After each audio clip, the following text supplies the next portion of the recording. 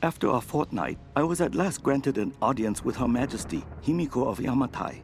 I must confess, she is unlike any woman I have ever encountered. Beautiful, yet inscrutable, calculating even. She surrounds herself with her priestesses of the sun. No men attend her, save the general of her armies. When I met with her alone, I came to realize that she is not at all what she seems. I was sent by my lord to spy on her, to assess the strength of her armies. But now, I feel she is the one assessing me. My lord has perhaps underestimated the threat of Yamatai. Though I cannot gauge the true strength of her storm god, I cannot deny a powerful feeling that the Sun Queen should not be trifled with. I have spoken to some of the villagers on the island. I was expressly forbidden to leave the palace, but this did not stop me. My duties here are clear. I must learn the truth, but the stories I uncovered defy belief. Rumors abound of the Queen's communion with the spiritual world. They say she commands the sun and the rain, that her lands are abundant by her will alone. This is certainly nonsense. But what can be the cause of such whispers? Is this how she controls her people? By engaging their primitive superstitions? I saw absolute reverence in their eyes when they spoke of her. Yet, I also sense fear. Her people are treated with fairness, taxed reasonably, and are well protected by her storm god. No wonder some of them even pray to her.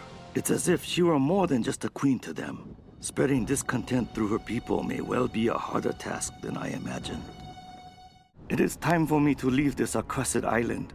I have seen enough of Yamatai. I cannot explain the power the Sun Queen wields, but it is not of this earthly plane. As I suspected, she knew my intent the moment I set foot on this island. She has manipulated me, toyed with me to see what information I would seek. But she always knew. If I am allowed to leave this place alive, I must warn my lord, warn him that we should avoid Yamatai at all costs. If we wish access to her seas, we should pay any tribute she requires, but we should never cross the Sun Queen. To do so would lead to our ruin. Of the other things I have seen, those dark horrors, I can never speak of again. Today, I am Hoshi, daughter of Hiro and Kokoro. Tomorrow, I will be Hoshi, daughter of the sun. The queen has spoken, and I was given the robes. Every girl in every village dreams of this honor. Mother cannot stop crying, and father is beaming with pride. I have never seen him smile so much. This greatest of honors will raise my family to the heights of Yamatai society. We will want for nothing. And someday, the Sun Queen may even choose me to take her place. And yet, I cannot deny my feelings. At first, I dismissed them as simple nerves, but the unease has grown within me. I could never refuse the call. To do so would invite ruin to my family, but I am frightened of my queen. I want for nothing now. As a priestess of the Sun Queen, I stand above all others in her court. I'm being instructed in languages, etiquette, history, warfare, all the skills needed to rule. And the queen has been like a mother to me, warm, attentive, loving. But it all feels false, like some kind of performance. When I talk to the other priestesses, I sense disquiet. Some of them feel as I do, perhaps all of them. But why? What is it that we all fear? The Sun Queen grows old. Soon she will choose her successor. I fear it will be me. I am now her favorite. She dotes on me, calls me her precious first daughter. Like a doll, she always keeps me close to her, brushing my hair, dressing me in her favorite clothes. It unsettles me beyond words, but more disturbing, she constantly gazes upon my features as if she's looking at her own reflection. I have no choice now but to meet my fate. Tonight, I climb the stairs to the Chamber of the Sun, but I will never submit to the ritual. I will not emerge queen. None will ever believe what I now know to be the truth. A twisted evil beyond imagining lives within the Sun Queen. An evil that hungers for more than just the land and seas of Yamatai. This madness cannot continue.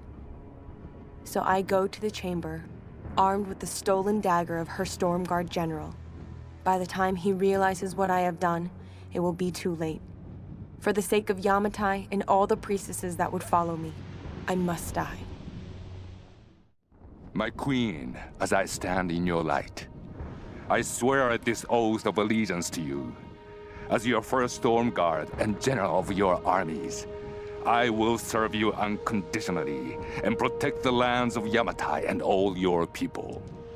I will stand at your side for the remainder of my days, relinquishing my post only at your command. If I should fail in my duties, my life is forfeit. My heart beats at your command. My breath is drawn at your pleasure. From this moment onwards, I answer only to you. Storm Guard warriors, today we stand on the brink of a great change. The enemy fleet that sails our shores will be the last ever attempt an invasion of our beloved Yamatai. The rage of our great Sun Queen will raise up a mighty storm, and we will ride forth upon the winds to destroy them. But when we emerge victorious, we will not stop. A new day will dawn as our Queen's light will reach across the ocean to touch all lands. While we of Yamatai bask in the warmth of her grace, those who oppose us will burn. I have failed, my queen. The ritual was corrupted. The priestess Hoshi knew only death could save her and took her own life.